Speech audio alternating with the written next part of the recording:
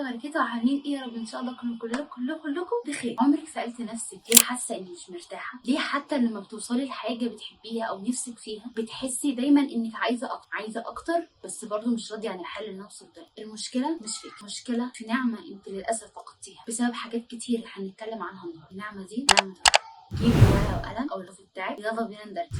يعني ايه اصلا الرضا؟ الرضا هو الشعور باليوم والهدوء رغم الظروف. هو شعور بينبع من الثقه بالله، ودي حاجه بتبقى نابعه من الايمان بالله والتسليم الكامل لقضاء الله، وان كل حاجه بتحصل بقدر وبحكمه. ممكن افضل وصف ليها ان هي قوه هادئه بتخلي دايما قلبك ثابت وعقلك متزن. هو تسليم القلب بالكامل لله سبحانه وتعالى. طيب تعالي افرق لك بين الرضا وبين الاستسلام. الرضا زي ما انا قلت لك هو التسليم لقضاء الله، وانك تقبلي الواقع وتبطلي شكوى، ولكن بكملي سعي وتغيير تطوير. طيب ايه هو الاستسلام؟ الاستسلام هو التخلي الكامل عن المحاولة، هو الشعور باليأس والعجز. يعني بالظبط كأنك بترفعي الراية وتوقفي اي مقاومة. ده يخلي النفسية تنهار، بانك توقفي نفسك تماما عن السعي والتطور والتغيير. عشان افهمك اكتر تعالي احكي لك قصه شخصين الاتنين فقدوا فرصه عمل معين. تمام؟ واحد فيهم اللي هو هنسميه الشخص الراضي عمل ايه؟ حسبها ازاي؟ قال لنفسه الحمد لله، يمكن خير، اكيد الخير قدامي،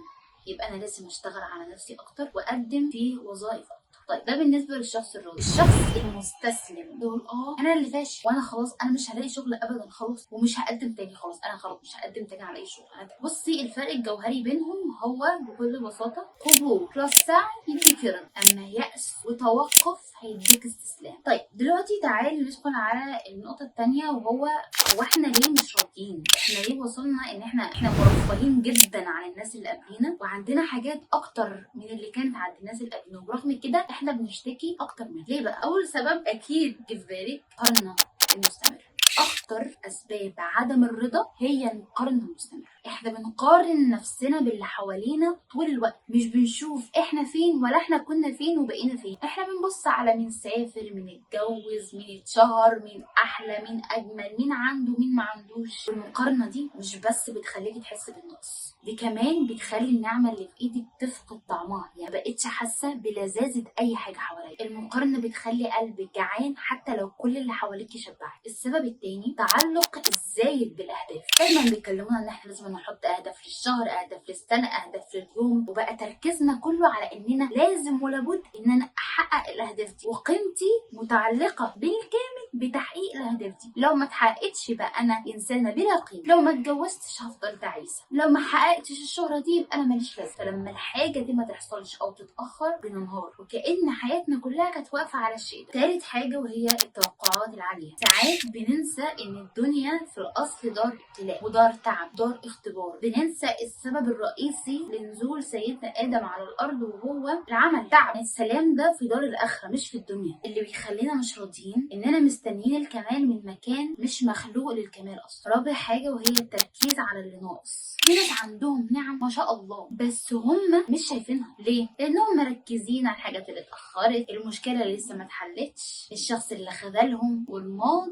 اعرفي دايما ان اللي بيركز على الضلمه عمره ما هيشوف النور. خامس سبب وهو ضغط السوشيال ميديا. احنا طول الوقت حين موبايل، طول الوقت بنشوف الحياه المثاليه واللحظات اللي ما فيهاش غلطه اللي بيعيشها، بس بننسى ان احنا بنشوف لحظه طار بعنايه متمثله جزء كبير، ومشاعر بتكون مزيفه احيانا. الزوايا الحلوه بس المقصوده هي اللي بتتصور، ودماغك طبعا بيفضل يقول ان كل الناس مبسوطه الا انت. سادس حاجه وهو عدم فهم الحكمه من البلاء. في بلاء احنا بنعدي منه وما بنفهمش ايه حكمه، فتبداي تحسي ربنا مش شايفك، او ندخل بقى في الاسئله الذنوب دي اللي هو قال ايه، معنى انا طب ليه يا رب، طب ما انا بصلي يا رب يعني اعمل. فبقى كل تركيزك عن ان انت تفهمي تكلمي ربنا انه ليه ده حاجه حصلت ليكي، وتسيبي الحاجه الاهم وهو انك يا رب اخرج ازاي من البلاء ده، اصبر ازاي على البلاء ده لو مفيش ملجا ان انا اخرج، طب هصبر ازاي. فاهم الحكمه حتى لو هو بيتألم هيرضى، لانه واثق كمال الثقه حتى لو هو مش فاهم حاجه ان اكيد ده وراه خير. سابع سبب وهو الاخير واتكلمت برضو عنه في نفس الفيديو بتاع 5 عادات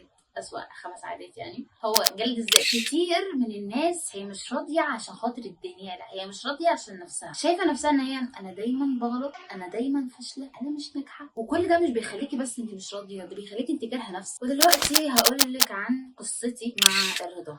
كنت مستحيل مش نفس الشخص اللي ممكن اكون واقفه قصاد كاميرا واكون بنصح الناس ان هي ترضى. كنت دايما بتعصب من ماما لما تقول لي يا ماما انت مش راضيه. انا على طول لما يحصل موقف معين ببقى هو ده رد ماما عندي. فكنت بتعصب ليه مش انا مش راضيه، انا راضيه. بسبب حصلت حاجات كتير بعد خلصت الثانويه العامه. كل الاسباب دي انا بدور على ان انا عايزه ابقى مبسوطه. طيب انت بتعمل اصلا ذنب، انت مش راضي، فما تنتظرش ان حياتك تبقى احسن. اللحظه اللي حسيت فيها ان انا رضيت، كمان لازم تجربوا الشعور ده لما تحسوا بقى بلحظه انا يا رب راضيه جدا، انا مبسوطه بالحال ده. كل ده بيزود الايمان اكتر وبيثبتك اكتر. اللحظه ديت صدقيني هي لحظه فارقه، لما هتوصلي لها هتفهمي القصد. دخلنا دلوقتي على اهم حاجه في الفيديو، واللي انت اكيد دخلت الفيديو علشان تعرفي هو ازاي هبقى راضيه.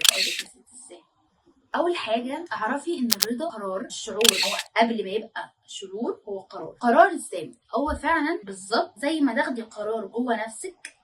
انا قررت اني ارضى، مش عشان كل حاجه تمام، لكن عشان انا خلاص تعبت من الحرب اللي جوايا. هتاخدي القرار ده وبعديها نبدا ندور بقى امتى هنحس باحتاج. بس هاخده، انا مش هقعد مستنيه امتى هرضى، امتى الشعور ده هيجيلي. لا لا لا، اخد القرار الاول. هاخد قرار وعد مع ربنا سبحانه وتعالى. انا قررت اني ارضى بكل حاجه تحصل حواليا. تاني حاجه راقبي افكارك. الرضا بيبدا من كل فكره سلبيه تيجي تقولك ليه كده، وقفي بقى، عشان انت كده ايه. هنوقف تفكير في النقطه دي وهنستبدلها بايه؟ كله خير. حصل خير، اللي حصل اكيد خير. دي اكتر كلمه على لساني، حصل خير. الرضا مش معناه ان انا ما احسش بقى باي حاجه خالص، لكن ان انا ما افضلش. فلما تتعرضي لموقف وقفي اسالي نفسك هل فعلا انا محتاجه اقاوم ده ولا اقدر اقبله واكمل. ثالث حاجه قولي الحمد لله بصوت عالي. دي حاجه حلوه، حاجه وحشه الحمد لله. اتقبلتي في شغل الحمد لله، ما اتقبلتش الحمد لله. الحمد لله في السراء والضراء، مع كل حاجه حلوه ووحشه بتحصل. وابدأي يومي دعاء جميل جدا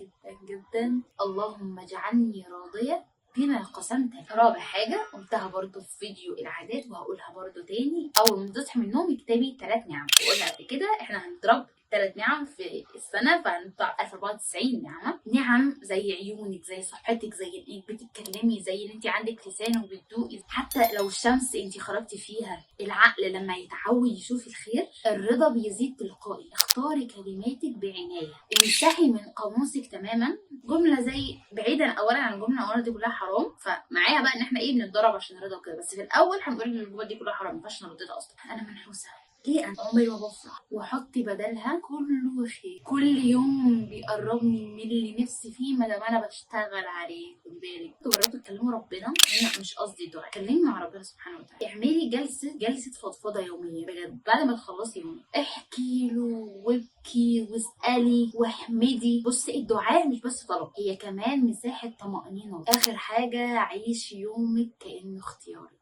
الظروف اكيد مش بايدك، اختاري انت بقى ازاي تتعاملي معاها. الرضا بيخلي الحياه ابسط واجمل حتى وسط التعب. اخيرا وليس اخرا، قضاء ربنا واقع ولا مش واقع، هيحصل ولا مش هيحصل.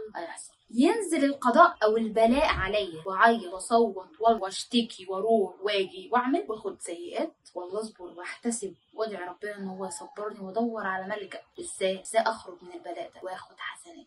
او المقصد من اللي بقوله دلوقتي هو ان قضاء ربنا كده كده هيحصل. زعلتي حزنتي هو كده كده هيحصل. اخد عليه بقى حسنات ولا اخد عليه سيئات، ده باختيارك انت.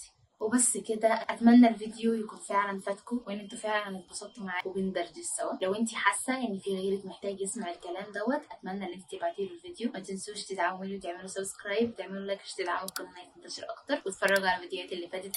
اكيد ان شاء الله بس اللي هتفيدكم. وبس كده، نتقابل ان شاء الله في الفيديو الجاي. مع السلامه.